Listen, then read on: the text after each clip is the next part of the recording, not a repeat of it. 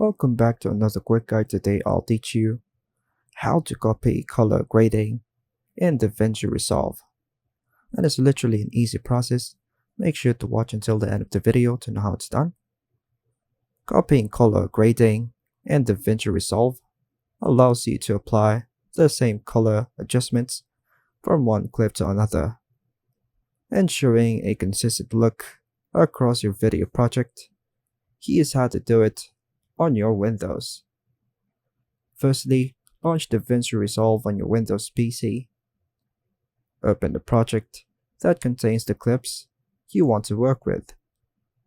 Then let's add another clip that has a different color grading. Drag the clip to your preferred position. Click on the Color tab at the bottom of the interface to switch to the color page. Now, on the qualifier section and the timeline, choose the clip that has a color grading you want to copy by left-clicking on the clip and selecting the clip you want to copy the color grading by holding Ctrl left-click. Then, right-click on it, then choose to click on Shot Match to this clip. Now, the color has been matched.